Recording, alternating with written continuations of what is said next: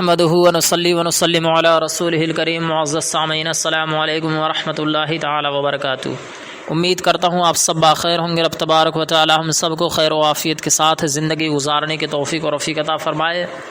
آج میری گفتگو کا جو موضوع ہے وہ آپ اسکرین پر ملاحظہ فرما رہے ہیں کہ قربانی کا چاند جیسے ہی، یعنی عید الاضحیٰ کا چاند جیسے ہی نظر آ جائے، اس وقت سے لے کر قربانی کرنے تک ناخن کاٹنا، بال کاٹنا، یہ کیسا ہے؟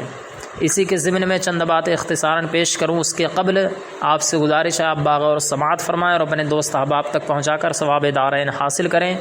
چینل پر نئے ہیں تو برائے مہربانی چینل کو ضرور سبسکرائب کیجئے۔ ہم اسی طریقے سے دینی مسائل، دینی باتیں لے کر آپ کے سامنے حاضر ہوتے رہتے ہیں۔ درود پاک پڑھ لے تو بات آگے بڑھ جائے۔ صلی اللہ علی النبی الامی و آلہ صلی اللہ علیہ وسلم، صلاۃ و سلام علیک یا رسول اللہ صلی اللہ تعالی علیہ وسلم۔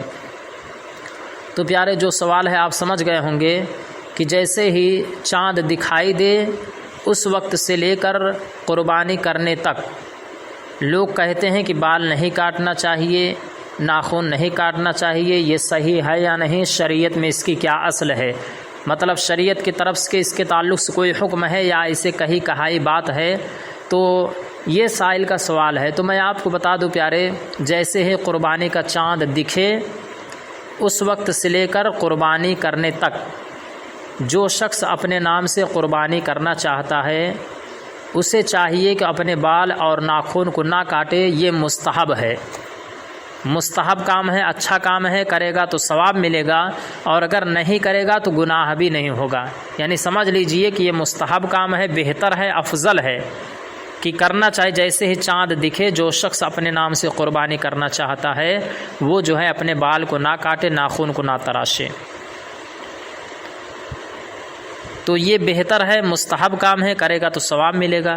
اور اگر کوئی کاٹ لیتا ہے، ناخن کاٹ لیتا ہے یا بال کو کٹوا لیتا ہے تو گناہ بھی نہیں ہوگا۔ یہ کوئی فرض یا واجب نہیں ہے، مستحب کام ہے۔ اور دوسری بات میں یہ آپ کو بتا دوں، سب سے اہم بات یہ ہے کہ اگر جو ہے بقرعید کا چاند دکھائی دیا اور اس کے پہلے جو ہے اس کو 39 دن یا 38 دن ہو گئے ہیں، زیر ناف کے بال ہوں یا ناخن ہو یا جو ہے زیر بغل ہو، تو یہ جو ہے شریعت اسلامیہ میں اس کے تعلق سے حکم یہ ہے کہ چاہے زیر ناف کے بال ہوں یا بغل کے بال ہوں یا پھر ناخن ہو، 40 دن سے زیادہ نہیں رکھنا چاہیے ورنہ گناہ ہوگا۔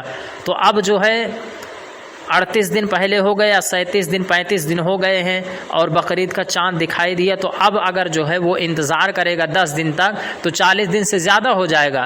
تو لہٰذا یہاں پر بہتر یہ ہے کہ 10 دن پورا انتظار نہ کرے، بلکہ 40 دن سے پہلے زیر ناف کے بال ہو یا ناخن ہو یا جو ہے زیر بغل ہو اس کو کاٹ لینا، یہ بہتر ہے، ورنہ وہ گنہگار ہوگا۔ تو امید کرتا ہوں بات آپ سمجھ گئے ہوں گے۔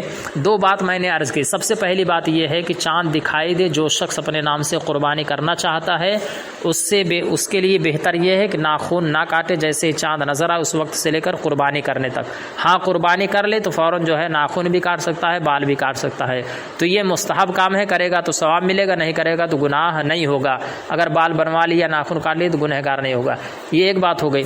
اور دوسری بات یہ ہے کہ اگر جو ہے 35 دن یا 38 یا 39 دن ہو گیا، اس کے بعد بقرعید کا چاند دکھائی دیا، تو اب اگر یہ 10 دن انتظار کرے گا تو 40 دن سے زیادہ ہو جائیں گے، اور 40 دن سے زیادہ ناخن نہ کاٹنا اور جو ہے زیر ناف بال ہو گئے یا زیر بغل، تو اس کو 40 دن سے زیادہ رکھنا یہ جو ہے ممنوع ہے، گناہ ہے، ناجائز ہے، لہٰذا اس سے جو ہے بچنا چاہیے۔ تو اس سے بہتر ہے کہ اگر وہ جانتا ہے کہ 40 دن سے زیادہ ہو جائیں گے، اگر 10 دن کا میں انتظار کروں گا تو بنوا لینا بہتر ہے، ناخن بھی کاٹ لے یا جو بھی بال ہے اس کو جو ہے بنا لے۔